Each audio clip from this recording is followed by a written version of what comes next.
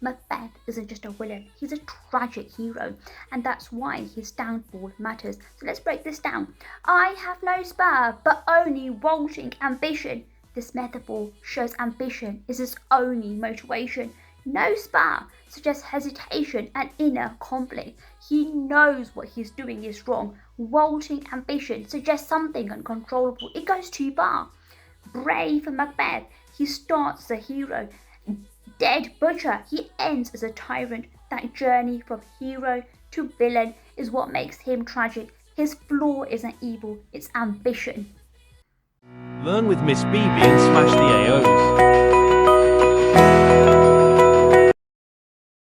I have no spur to prick the sides of my intent, but only vaulting ambition which overleaps itself. In this question, you must write about the extract, the rest of the play. To reach top marks, 2 ideas from the extract, 2 ideas from the rest of the play. The quotes that I have selected from the extract. No spur to prick the sides of my intent. This shows hesitation. Macbeth is not naturally evil.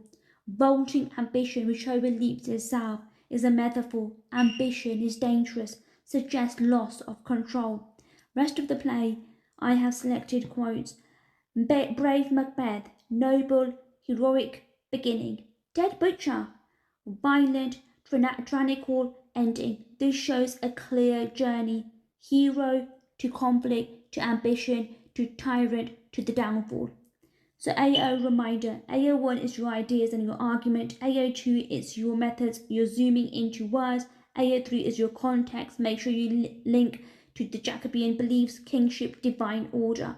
You are explaining how Shakespeare presents Macbeth as a tragic hero. That is your question.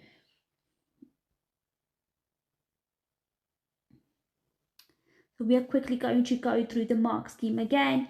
AO1 12 marks, clear argument, focus on question, relevant references, AO2 is your 12 marks, analyze language, zoom into words, explain the effects.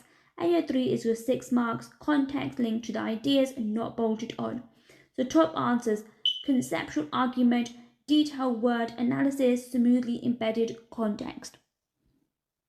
We're going to go do a quick walkthrough of what a good one looks like. Clear argument, Macbeth, tragic hero, that's AO1, mentions ambition and then the downfall, makes a link to the Jacobean beliefs, order and kingship, that's AO3. The examiner is looking for a clear overview of Macbeth's journey. Paragraph 1 makes link to the extract, conflict, no spur. So clear idea, Macbeth is conflicted. AO1 use the quotation no spur. AO2 analyzes metaphor, lack of motivation, shows he is not naturally evil and talks about the internal struggle, tragic hero trait, and then talks about the context, the regicide, that being a sin against God. So that's AO3. If I was an examiner, I would say this is clear understanding of character and moral conflict. So the student has done really well here. Paragraph 2, extract, vaulting ambition, clear idea, Macbeth, ambition is Macbeth's fatal flaw, AO1, uses vaulting ambition, AO2, analyzes metaphor, horse imagery, suggests loss of control, overleaps itself, shows self-destruction, links to tragic hero concept, then looks at the context, disrupting natural order, AO3. So this is detailed and perceptive analysis of language. Paragraph 3, elsewhere. So this is not linked to the extract. This is from the rest of the play.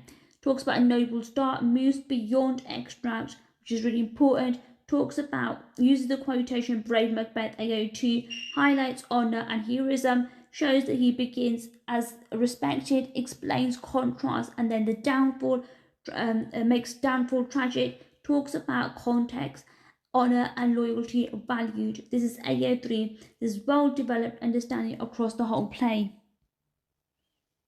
Paragraph 4.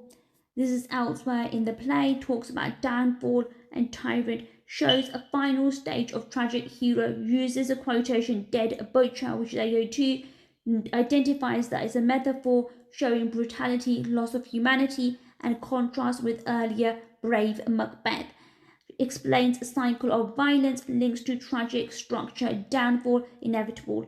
So the context here talks about divine justice and punishment, AO3. So if I was an examiner, I would say it's a sustained, developed argument with clear progression. Conclusion. Returns to the main idea, AO1, summarizes journey from hero to tyrant, strong context link, AO3, clear and conceptual ending. Overall, as an examiner, my judgment of this would be it has a clear argument throughout, strong word level analysis, AO2, context is embedded naturally, tracks character across the play. So, for top answers, show the journey beginning to end, zoom into keywords, link everything back to the idea of a tragic hero.